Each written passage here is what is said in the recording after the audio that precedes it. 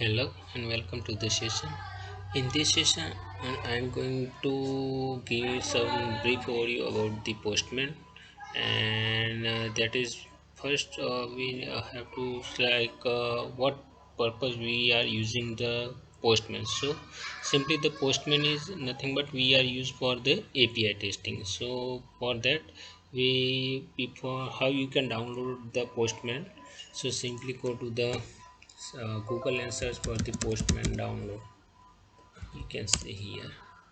Now in the you can see the official website of the Postman. Just simply click on the Postman and you can see you can download from this button, this link. So already I have downloaded the Postman in my system, so I am not going to download again, but yeah, I have already opened it. You can see over here. So for that now you can see that this is the UI of the Postman. So now for the Postman you need to firstly create your own workplace. Already have created the some workspaces, but now for you I am create one workspace again. You can see, just click on workspace and here you can see the create workspace button. Oh, so simple, click on that. So it will be show here. You can give any name over here what you want. So now I am going to Postman my phone's work, right? And here you can give any description. Here is the simply the visibility, who can see your workspace, like personal use, private use, team use and public. Basically it is by default team, because anyone who is in your team it can access. So this is the better option to select, so that's why it is already selected in by default. So now I'm just going to create our workspace. Now you can see in a list workspaces, you can see my own workspace is created. Just simply go to the workspace and select that workspace which you have created. In your workspaces there is the some of the options are given over there, like the collections, APIs, environments and all this. In API you have to create your own API. In collection, there all the collection will be the located in collection folder. All the APIs will be the located in your APIs folder. For first of now I am going to create our collect first collections. Whatever you want to go, like going any name of the collection, you can edit over here. My first collection, my first, okay, simple.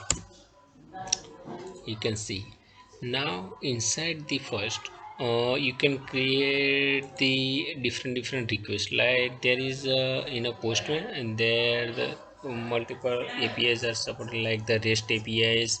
And in a REST API there is the get, post, put, delete, all the requests you can execute over here. So first we will create the get request in a Postman. So first you can see in your collection, here is the button add request. So simple click on add request button and you can see one UI will be show like this.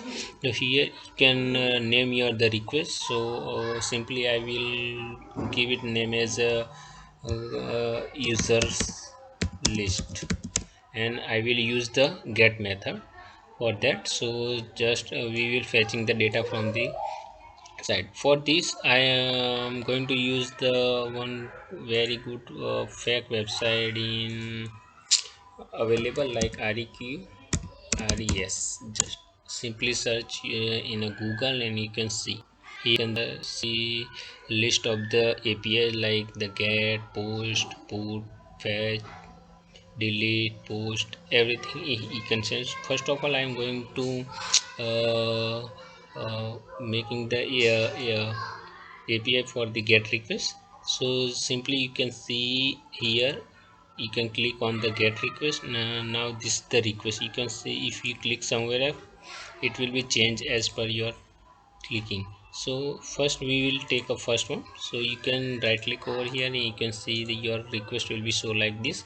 Simple, you can, here is the response data, what you will be the get response in your body. This is the our like success message, like that you can show this in your response data. So simple, go to the URL and click this and copy this URL and paste in your the URL bar. You can see, because we are using the get method only, so that's why we are not giving anybody or data like anything. Like here we are using only the get method, that's why. So you once now it is simple, you have to just save it. Now you can see once after click save button, it's disabled. So now your request is saved. And now you can see here it get request is created and we have given the name as a user list. So now you clicking on the send button and you will see the result in your body. You can see here is the body and here is the different of views you can select. Now for better view I am going to, like, this is our response data. It should be, the response data should be like this, right? So in a postman you can select the row also. You can see here is the, which is our data which is given in the website, and here is the same data is again our result in a body. So our this request is executed successfully, and you can see over here 200. Okay, means your request is executed successfully. So you can see this one, like, now same like you can record the post request, right?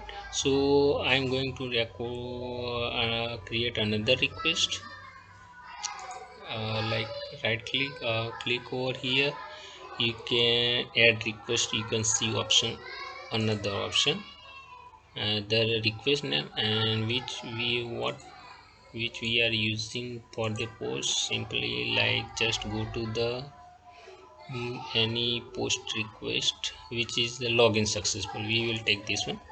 And you can see this is the login request and here is the API. You can just simply copy the path URL, and for that we need to give body data also, because here we are using the post method and post API. That's why we need to give some data in a row format. You can see form data.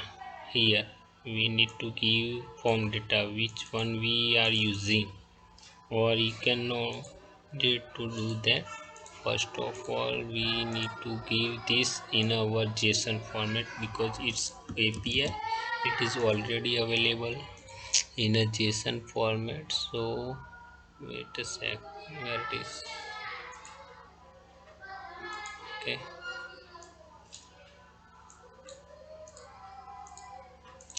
we have to given in body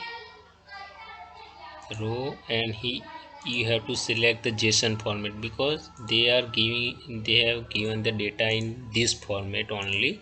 So we need to give, this is the format of the API, so we have to given this format in our postman. Just simple select the body, and from the body you need to click on row, and from the text option you have to change it to the JSON format. So simple, you need to give the fields name, whatever they are the fields over there. Like we have email and password for the login, so we copy pasted that data over here, like this is, you can see. So now I am just to save it. Like first of all I need to rename this. So what the exact the name of that login. Okay, so we will give rename as a login, and you can see it will change to the, we are going to save it, save and overwrite. You can see our request is post request is created. Simply now our request is created, and now you have to click on send button. You can see the success message. You can see the response data which is given in that. You can see the response 200 and token will be the created. So you can see in a post method the response will be the 200, and in a response you will the get the one token, because we are uh, performing the login request. That's why it will create one token for the security purpose, and you will receive one token in your body as a result. So you can see over here, here is the status is 200 and with OK. So here is our request is successfully executed, and you can see the result. So this is the brief overview about the Postman. So now we are ending our session here. Thanks a lot.